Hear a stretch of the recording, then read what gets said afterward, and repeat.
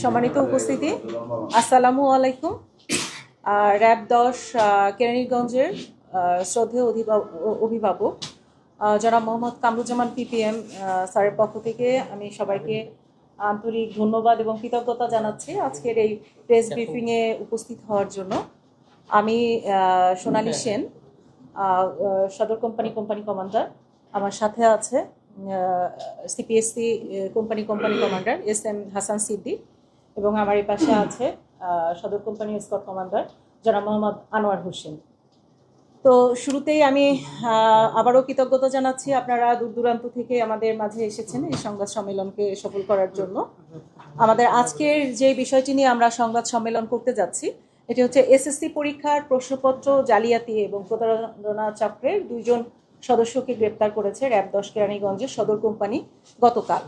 সে বিষয়ে আমরা আজকে সংবাদ সম্মেলনটি করতে যাচ্ছি। আপনারা জানেন যে র্যাপিড অ্যাকশন ব্যাটালিয়ন র‍্যাব ডাকাতি, চাঁদাবাজি, হত্যা, ছিনতাই, অপহরণ ও প্রতারণা সহ বিভিন্ন অপরাধে জড়িত ব্যক্তিদের গ্রেপ্তার করে সাধারণ জনগণের আস্থা অর্জন করতে সক্ষম হয়েছে। একই সঙ্গে বিপুল পরিমাণ অবৈধ অস্ত্র, গোলা বারুদ, মাদক ও সকল ধরনের পরীক্ষার প্রশ্ন ফাঁসের প্রতারণা চক্রের সক্রিয় সদস্যদের গ্রেপ্তার করে র‍্যাব দেশের আইন শৃঙ্খলা রক্ষায় প্রশংসনীয় অবদান রেখে চলেছে। এরই ধারাবাহিকতায় সম্প্রতি র্যাবের গোয়েন্দা শাখা সামাজিক যোগাযোগ মাধ্যমে একটি সক্রিয় চক্রের তথ্য পায়, যারা এসএসসি ২০২৬ প্রশ্নপত্র ফাঁস সংক্রান্ত ভুয়া প্রচারণা চালিয়ে শিক্ষার্থী এবং অভিভাবকদের বিভ্রান্ত করে আর্থিকভাবে লাভবান হওয়ার অপচেষ্টা করছিল। বিষয়টি গুরুত্বের সাথে বিবেচনা করে র‍্যাব ১০ কেরানীগঞ্জের সদর কোম্পানির গোয়েন্দা নজরদারি বৃদ্ধি করা হয় এবং এর ধারাবাহিকতায় গতকাল ২৯/৪/২০২৬ তারিখে রাত 23টা 40 ঘটিকার সময় ডিএমপি ঢাকার কামরাঙ্গীরচর থানাধীন হাসাননগর ঝাউলাহাটি এলাকায় অভিযান পরিচালনা করে মোহাম্মদ সাজিদুল ইসলাম সাইফ, পিতা মোহাম্মদ শফিকুল ইসলাম, জঙ্গলবাড়ি কামরাঙ্গীরচর ডিএমপি ঢাকা, ও তাওসিফ রহমান রিশাদ, পিতা মোহাম্মদ রিপন হোসেন রাজ, ইসলামবাগ থানা লালবাগ ডিএমপি ঢাকা ২কে আটক করা হয়। এ সময় তাদের নিকট হতে 4টি মোবাইল ফোন, নগদ ৩,৭০০ টাকা উদ্ধার করা হয়। প্রাথমিক জিজ্ঞাসাবাদে জানা যায় গ্রেপ্তারকৃত ব্যক্তিদ্বয় 6 মাস পূর্বে ব্যাটম্যান ওয়াইল্ড ও ব্যাটম্যান নামে একটি টেলিগ্রাম গ্রুপ খোলার মাধ্যমে একটি সংগঠিত চক্র হিসেবে কাজ করছিল এবং সামাজিক যোগাযোগ মাধ্যম ফেসবুক সহ বিভিন্ন প্রচার মাধ্যমে তারা এসএসসি ২০২৬ পরীক্ষার প্রশ্নপত্র ফাঁস সংক্রান্ত গুজব ছড়িয়ে আসছিল। এই গুজব ছড়ানোর মাধ্যমে শিক্ষার্থী এবং অভিভাবকদের বিভ্রান্ত করে তাদের কাছ থেকে বিপুল পরিমাণ অর্থ হাতিয়ে নেওয়ার অপচেষ্টা করছিল। তাদের ব্যবহৃত মোবাইল ফোন এবং ডিজিটাল ডিভাইসগুলো জব্দ করা হয়েছে এবং সেগুলো বিশ্লেষণ করে এ ধরনের অপরাধমূলক কর্মকাণ্ডের প্রমাণও পাওয়া গিয়েছে। গ্রেপ্তারকৃতদের বিরুদ্ধে সংশ্লিষ্ট থানায় আইনানুগ ব্যবস্থা গ্রহণ করা হয়েছে এবং এই চক্রের সাথে অন্যান্য জড়িত আসামিদেরকে গ্রেপ্তার করার কার্যক্রম অব্যাহত রয়েছে।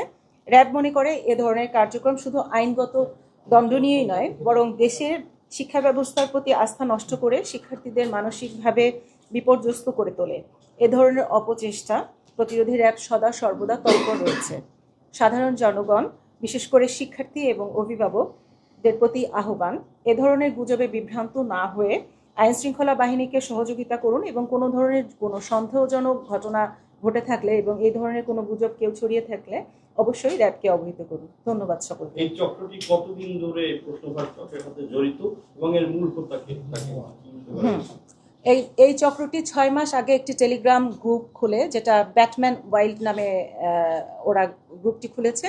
এই চক্রটি 6 মাস ধরেই কাজ করছে, মানে এই পরীক্ষা এসএসসি ২০২৬ পরীক্ষাটিকেই টার্গেট করে মূলত এরা কাজ করছিল।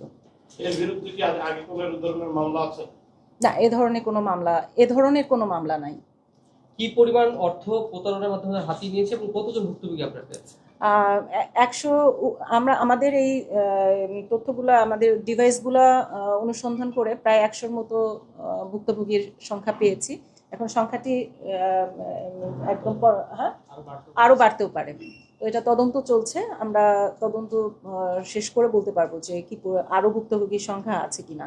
প্রতারণার মাধ্যমে কত টাকা হাতিয়ে নিয়েছে? এটা তো আসলে মানে টোটাল অ্যামাউন্টটা করা হয়নি। তো বিভিন্ন ভুক্তভোগীরা যখন কমপ্লেইন করবে আমরা এই বিষয়ে আরো আপনাদেরকে তথ্য দিতে পারবো।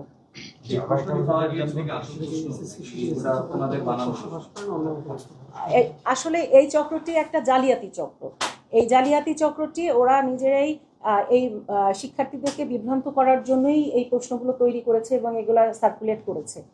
এটার সাথে সত্যতা, আসল প্রশ্নপত্রের সত্যতা আছে কিনা এই বিষয়টিও আমরা খতিয়ে দেখছি। তো এটা তদন্ত কার্যক্রম শেষ হলে বোঝা যাবে যে এদের উৎপত্তি কোথায় এবং কোথা থেকে এসেছে।